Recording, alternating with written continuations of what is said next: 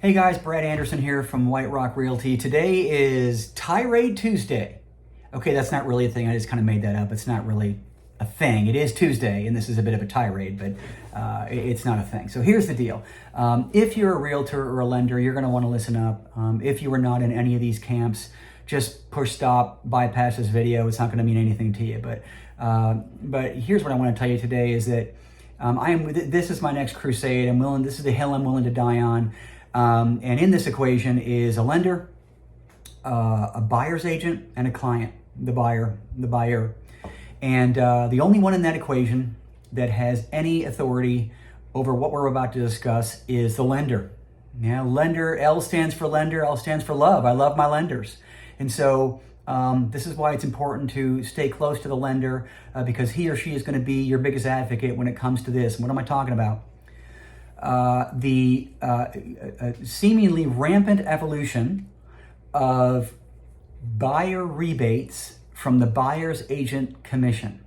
Is anybody else kind of getting tired of this? Like, agents are getting bullied and pressured into providing some of their commission to the buyer. So I'm not sure where you're listening from, but in Texas, and this is common knowledge, it's fully disclosed in all the contracts, the seller is the one that pays the buyer's agent commission. And that is fully disclosed to all parties. I'm not telling you anything you don't already know. But point is that the buyer is never paying for this. And so the issue comes in when the lender, who again has full authority to decide whether or not all or part of that money can be used in the lending package, that becomes where the rubber meets the road. Because, and I'm in litigation right now with a client where the agent said that they were going to give them a part of their commission to help, with closing costs and such. The lender said, no, you can't do that. I can only allow up to a certain amount. And now the client wants their money. And so you can kind of see where this gets into a bit of a sticky issue.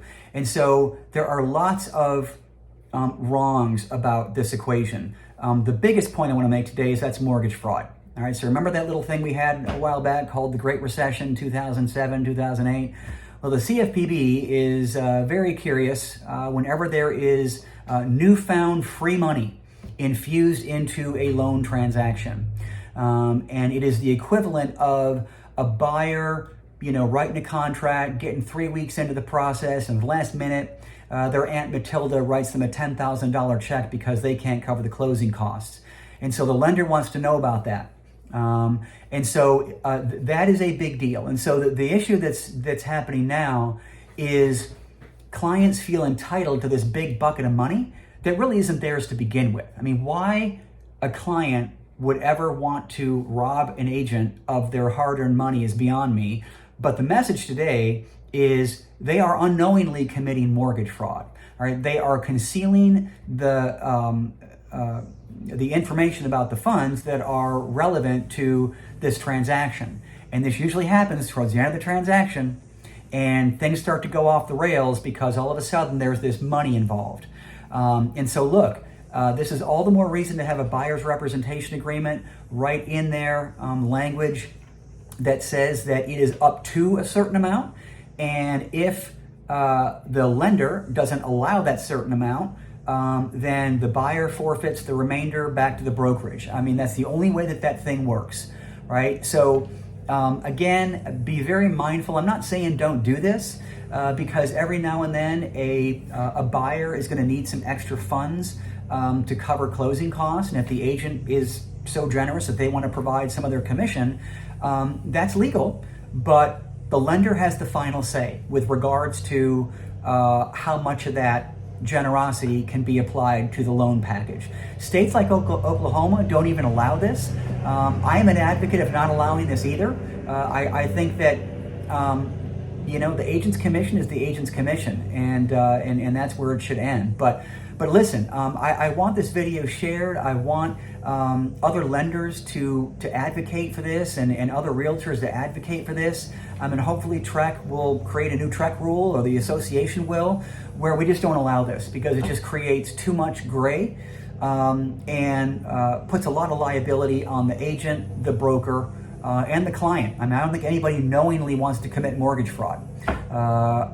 Side note is that unless you apply these discounts and rebates evenly to all of your clients, could that be construed as a violation of the fair housing laws? Could be. Don't want to get into that situation. So please share this video. Hopefully we can run this up the flagpole and get some legislation enacted to help us have a smoother go out there as realtors and lenders. Take care.